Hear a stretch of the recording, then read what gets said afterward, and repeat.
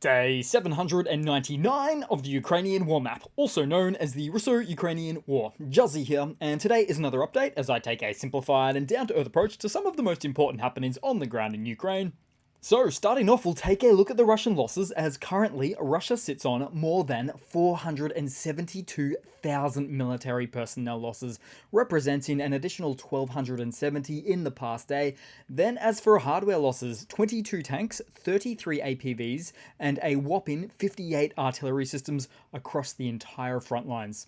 Then headed into the Ukrainian map today, into the Bakhmut axis, as fierce battles rage near Chasiv Yar as Russian forces relentlessly assault the settlement and surrounding areas in the Donetsk Oblast. Their objective? To seize the town and seize control of vital logistical routes. But still, Ukrainian troops dig in, determined to hold the line against the onslaught, where the location appears to be a bit of an enigma, because although we don't see any map changes on the ground, the Institute for the Study of War and various other groups, officials, and think tanks suggest that Russia is actually quite likely to capture Chasiv Yar and possibly in the near future. But through a combination of topography and minimal access points into the town, this actually favors Ukraine from a defensive standpoint.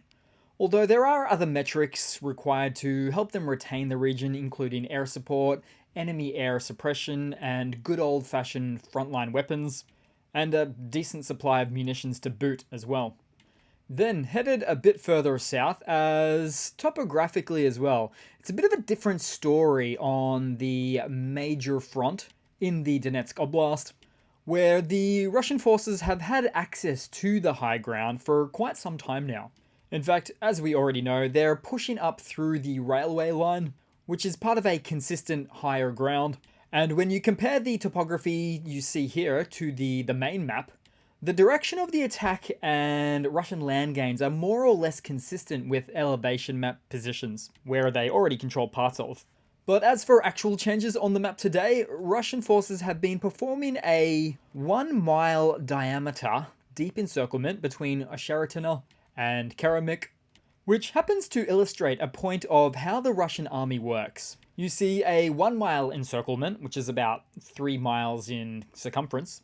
They can pull off in a week or less, but then a 7 mile diameter, like that of Avdiivka or Bakhmut, which was about 5 or 10 months apiece to capture, and a fair amount of Russian demilitarization in the process. Then zooming out where a Russian commander or the Kremlin overlord himself might believe they have the clever idea of an encirclement from Osheritina to Chasiv Yar, which they don't actually have at this stage, which in all is about a 30 mile diameter when looking at it from an encirclement context. So the law of exponentials dictates that it'd take a lot longer than 5 or 10 months, or indeed a few days to a week, to take this larger and theoretically envisaged encirclement tactic that Russian commanders are probably erroneously salivating over the idea of. Of course, the bigger the encirclement attempt on the Russian side, the bigger the Russian weakness that it plays into. Because take for instance, there are countless Russian telegram reports indicating that the Russian army frontliners don't even know or communicate with the units just a few miles or even a few blocks down the road from them. With one such archaic style example of members of Russian units literally calling out in the streets of captured settlements to find one of their own men. But in the end, Russia's highest hopes wouldn't actually be a encirclement of a larger area, but instead a complete collapse of the front lines from the AFU. But the reality of the front lines are quite somewhat different, as Russian forces, in the meanwhile, wastefully throw cannon fodder into frontline storm assaults, which are in fact words from a mid-level ranking commander of the Russian forces, as he spoke about the Avdiivka axis quite recently. Then looking around on the map as somewhere in the east, and so starting off lots and lots of tank losses for the Russian army in the past day. For instance, we saw the effective destruction of one such Russian tank in the east there. Then Ukrainian soldiers from the 33rd Separate Mechanized Brigade destroyed another Russian tank in Donetsk. Then again, another example of a Russian tank was destroyed in the Luhansk region. Then also, but this time not quite a tank, a Ukrainian FPV drone harasses a Chinese desert cross buggy with infantry of the Russian armed forces on board, 4 guys in the back, and my guess would be 3 squeezed into the front.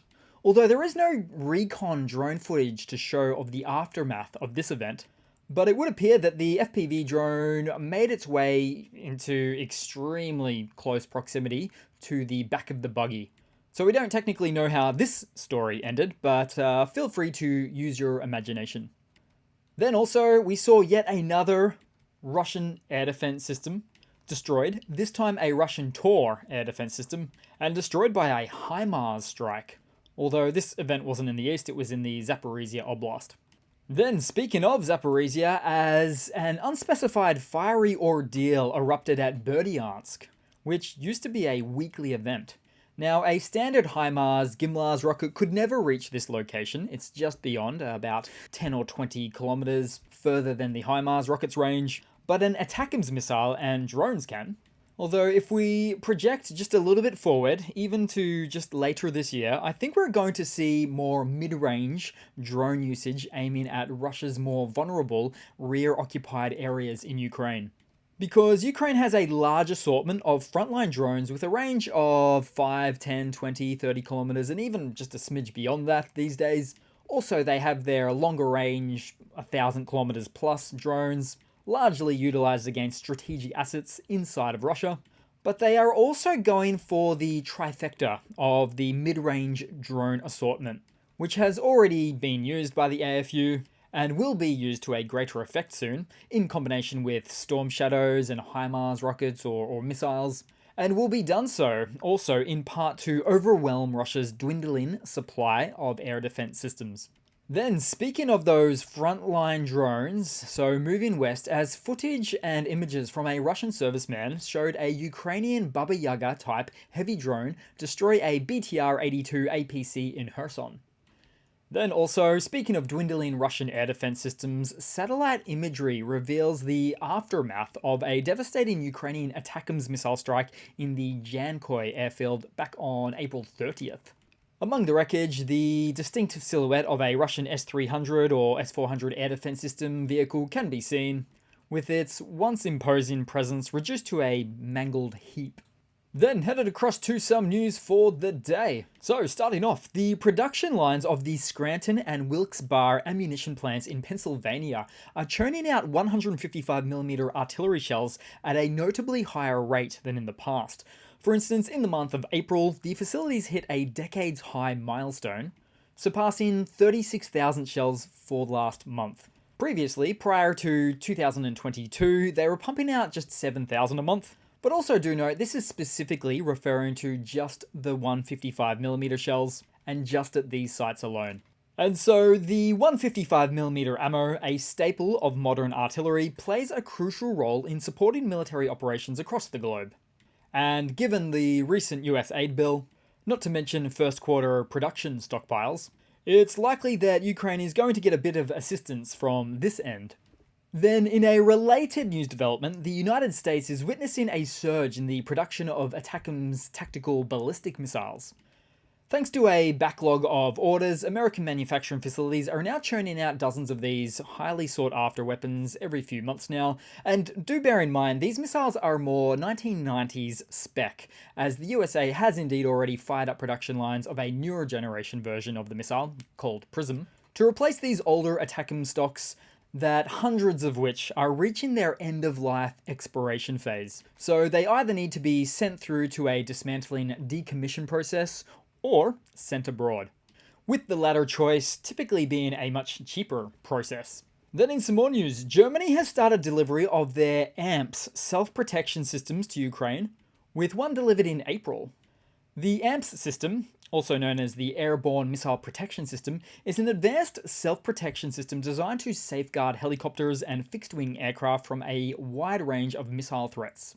The system is highly modular, allowing it to be tailored to specific operational requirements and mission profiles. Also, AMPS can integrate with various subsystems, including missile warning systems, laser warning systems, radar warning receivers, and countermeasure dispensing systems, making it adaptable to a diverse threat environment. So basically, it uses advanced sensors to provide early warning of missile approaches with a high degree of accuracy and minimal false alarms. It can even automate the deployment of flares on Ukrainian frontline aviation support aircraft, which of course can then be made to confuse or divert the incoming missile threat, reducing the likelihood of a hit. Then in some more news, the European Union is set to host a landmark EU-Ukraine Defence Industries Forum in Brussels on May 6th, aiming to strengthen cooperation with Ukraine's defence industry.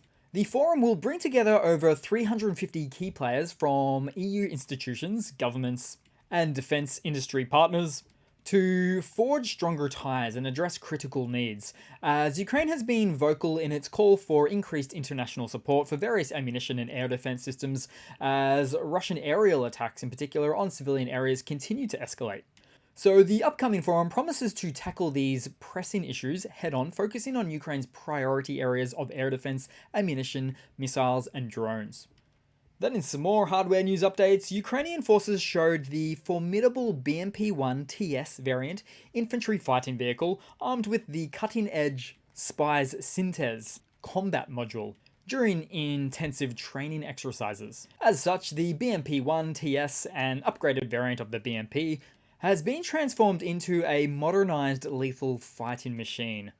The Spies Synthes combat module, a Ukrainian innovation, seamlessly integrates advanced fire control systems, optics, and armament, elevating the vehicle's capabilities to some new, real heights. The upgraded weaponry, which includes a new automatic cannon and anti-tank guided missiles, coupled with sophisticated sightings and targeting systems, enhance the BMP's lethality, range, and precision. Also, the crew, nestled within the reinforced armor, benefits from improved survivability and heightened situational awareness. But as for another take on this segment, these are actually upgrades that we always expected Russia themselves to in fact have. But as it turns out, that was never the case at all. Then headed across to some Russian economy news, as Gazprom, the Kremlin-owned gas giant, has suffered a staggering blow, posting its first annual loss in over 2 decades. The company's net loss of 629 billion rubles, or about $6 billion in 2023, comes as a direct consequence of Russia's invasion of Ukraine, which led to a sharp decline in gas sales to Europe, which was once Gazprom's primary export market. So these latest financial results paint a grim picture of Gazprom's dramatic fall from grace. Since the Soviet Union's collapse, the company had been a formidable force, often wielding its gas supplies as a political weapon in disputes with neighboring countries. However, the political fallout from the Ukraine conflict and the throttling of pipelines to Europe have left Gazprom reeling. Interestingly, analysts had anticipated a net income of 450 billion rubles, but the reality proved to be far worse. And the last time Gazprom faced such losses was in the late 90s, before Alexei Miller, a close ally of President Putin, took the helm in 2001. But as for more recent times, in contrast, the company had posted a net profit of 1.2 trillion rubles in 2022, or about $10 billion. And so, as Gazprom's fortunes have dwindled, European countries successfully sought alternative gas sources, with the US and Qatar stepping in to help refill shortage on the continent.